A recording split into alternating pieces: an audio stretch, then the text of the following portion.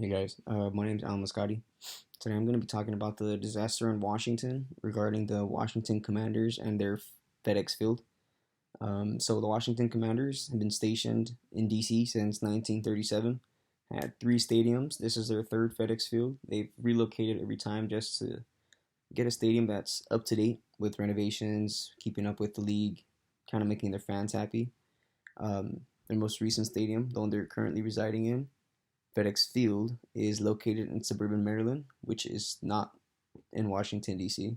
Their stadium prior, RFV Stadium, was located in Washington, D.C., but wasn't working for them. So FedEx Field was built in 1994. No major renovations done to it yet. The Washington Commanders were under the management of Daniel Snyder from 1999 to 2022. And this kind of was a controversial time for them. They were under heavy fire from the public, media, players, NFL in general. Just a lot of malmaintenance with the stadium, a lot of improprieties going on in the stadium. So we'll get into that. The stadium has lacked any ingenuity and needs major renovations if they plan to host the Washington Commanders for the foreseeable future, hopefully the next couple of decades, considering the lease is up in 2027. So they do have to do some thinking now. On January 2nd, 2022, the Washington Commanders were hosting the Philadelphia Eagles when the railings by the players' tunnel collapsed when players were trying to reach over to give Jalen Hurts a high five.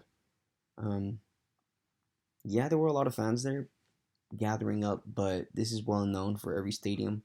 When you get a tunnel seat, you're most likely going to try to get your stuff autographed, try to reach over, touch the players. So you have to have you have to have well built infrastructure if you want to make sure you don't have fans falling like they did in this incident. So this was a prime example of lack of facility maintenance and overcrowding on the Washington Commanders organization. If security was doing their job, maybe they could have told the fans not to gather and could have prevented the incident, but this all was because of malmaintenance.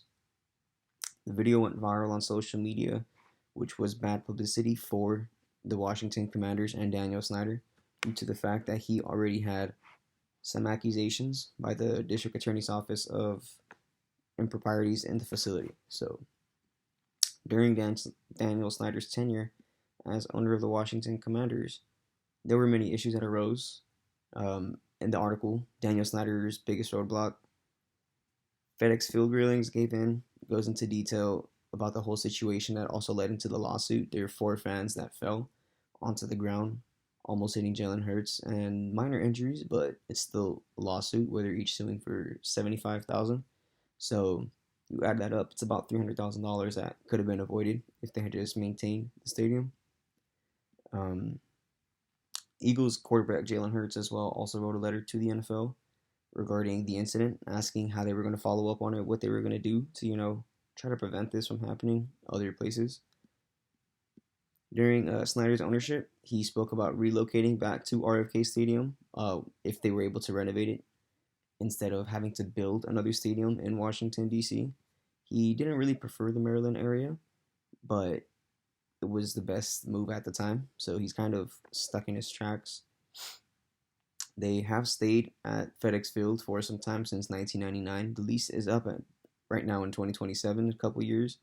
So they do have to decide if they want to renew their lease or try to pursue a different stadium. The season prior, and this all happened in 2022 with Eagles quarterback Jalen Hurts. In 2021, the season prior, there were two incidents of water leakages. There was water all over the ground, and it was falling in one of the luxury suites, which is a very big incident considering when you pay for a luxury suite, you're paying for an experience, and that wasn't an experience they wanted to remember. So that was the first incident. The second incident was fans sitting in the higher levels. I want to say about the 300s, and there was water leakage pouring right over them. So that is a major issue of malmaintenance. The article the reason I chose this article mainly was because I looked into a stadium that was not maintained well that I was familiar with, and Article 9, Chapter 9, facility maintenance was very relevant to this article. Although we haven't read about it yet, I am very intrigued by stadium maintenance. So, remembering this incident, I wanted to further detail into it. Chapter 9 speaks about this maintenance and repair program that can be used for stadium owners or management to, help them keep up to date with the stuff. They kind of broke it down into 5 sections to help maintain the facilities.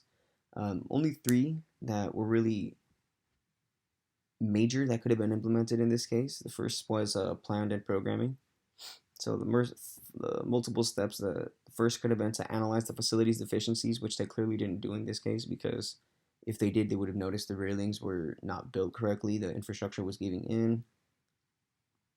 The next, it could have been to this was to ensure the safety of the fans, but they didn't do that. Once you're able to locate the deficiencies in your stadium, the next step would also it says to be the would be to prioritize the work by class, activity, and deficiency. So obviously higher deficiencies, you try to do those first, stuff that's giving in quicker than others because there's some stuff you can not necessarily push off, but it's not major.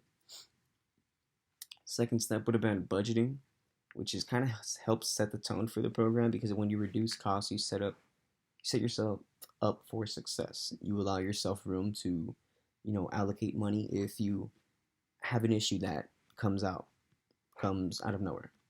So preventative maintenance is another good term they use in chapter 9 that could be used to help them remind that at the end of the day you're not only doing stuff to maintain it to go by, you're doing it to prevent anything from happening. It's always correct. Always got to make sure you do it right the first way so that right the first time, that way you don't have to go back and fix it. Developing an impact analysis honestly could have helped them. They would have had a backup plan in the case that, railings or some type of infrastructure gave out, but they had no type of plan. They honestly have yet to fix or do any major renovations following those incidents, just, minor touch ups that help them get by. And I believe that's all I have for my article. So thank you guys for listening. Have a good day.